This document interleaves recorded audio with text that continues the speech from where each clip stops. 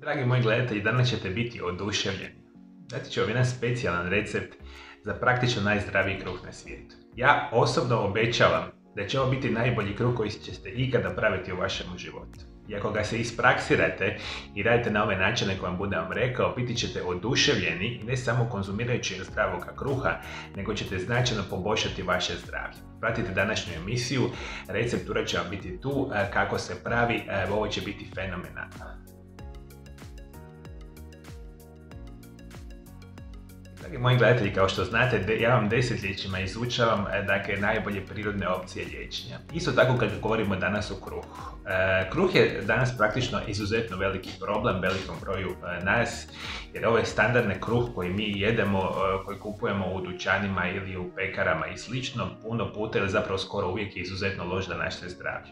Međutim, mi živimo u modernim vremenima kad konzumiramo velike količine kruha, a zbog njih smo puno puta jako i bolesti. Zato moramo razmišljati, ukoliko konzumiramo kruh, da ga konzumiramo one najzdravije moguće verzije. I sad me lijepo saslušajte. Za veliki broj vas neki od ovih sastojaka možda će vam neće biti poznati, međutim super jednostavno se kupuju u dućanima zdrave hrane.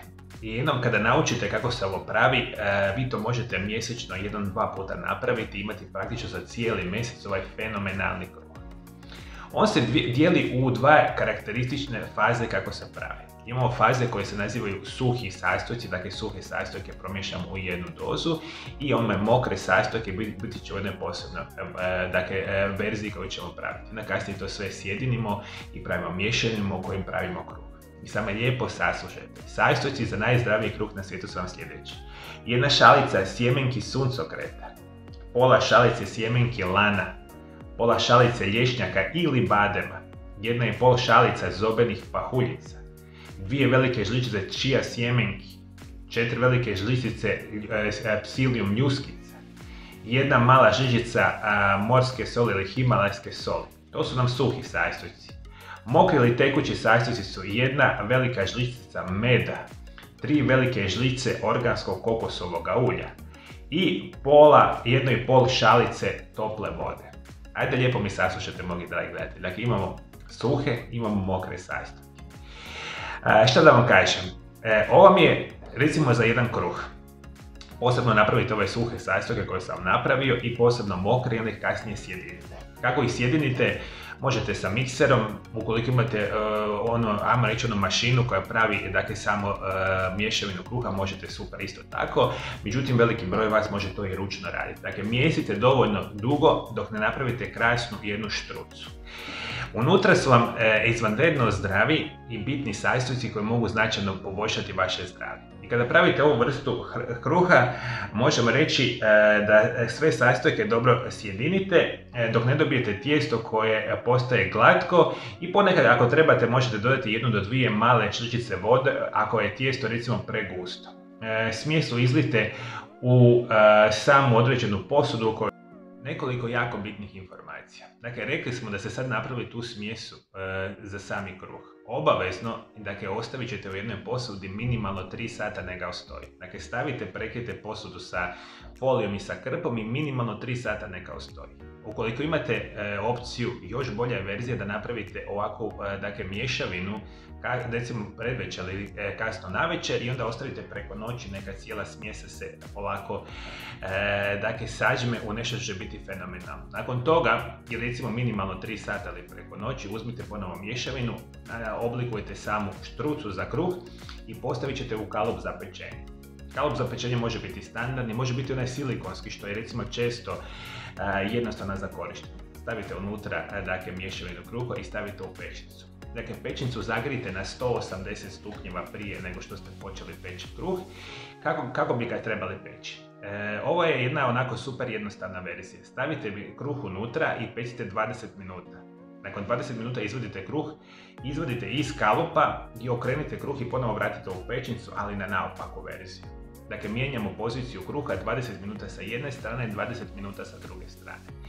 I nakon svega toga izvadite kruh, ostavite ga sa strane, neka se lijepo ohladi. Dakle, ne znam šta bi vam rekao. Dakle, ova vrsta kruha je fenomenalno ukusna, fenomenalno je zdrava. A ono što ću vam još preporučiti, sve suhe sastojke možete miješati u velikim količinama da traju mjesec dana.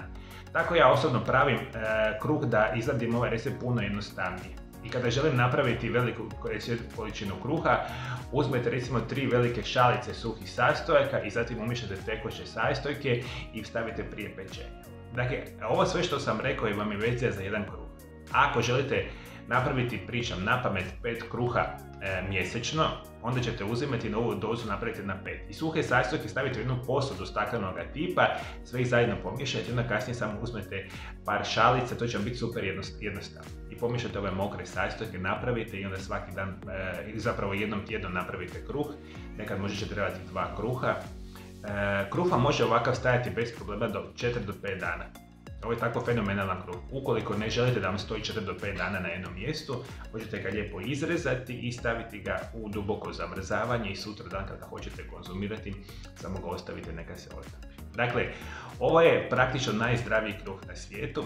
Pravite ga na ove specifične sastojke, dakle još jednom napominjem. Imamo suhe sastojke, imamo mokre sastojke, pravimo na specifičan način. Uvijek držite da to tijesto ili taj kruh barem 3 sata odstoji i pečemo ga dakle 40 minuta, 20 minuta sa jedne, 20 minuta sa druge strane.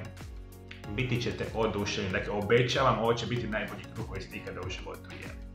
Imate li vi, dragi moji gledatelji, kakav recepturu za neki savršeni prirodni kruh koji može pomoći vašemu zdravlju? Komentirajte ovdje dole ispod video zapisa, podijelite neki od vaših recepata. I dragi moji gledatelji, Aura Centar YouTube kanal mijenja svoj naziv. Od 1.12. Aura Centar YouTube kanal će se nazivati Mario Lab YouTube kanal. Na kanalu sve ostaje isto, samo što se mijenja naziv i u međuvremenu imamo nekoliko desetaka, zapravo 10-ak projekata koji ću vam sa vremenom govoriti što se sve događa novo u radu sa vama, s mojim dragim pacijentima, puno toga radimo. Zašto je došlo do promjene naziva i puno drugih informacija možete pronaći u ovom video zapisu pored mene, kliknite na njega, saznaćete zašto se ovo sve zapravo događa. I moji dragi gledatelji, ukoliko naravno želite svakodnevno dobivati ovakve savjete od mene osobno, dole ispod video zapisa se pretplatite na moj. Dragi moji gledatelji, preporučit ću vam još nešto što je super interesantno. Rekao sam, zamislite da napravite ovaj kruh. Jedna šnita dnevno će vam često biti sasvim dovoljna za sve vaše perspektive i ukoliko želite recimo raditi jednu šnitu takvoga kruha, pojesti sa recimo super zdravim napitkom, to mi je super perspektiva sa jednom kavom. Koja je jedna od najzdravijih kava na svijetu kako se pravi, ovdje pored mene imate jedan video zapis, kliknite na njega. Možete napraviti super recepturu sa super zdravu kravu i uz jednu šnitu ovakvoga kruha imate čak recimo super jednostavan lagani doručak ili laganu večer. Hvala najljepše što me pratite me i dalje do druge emisije.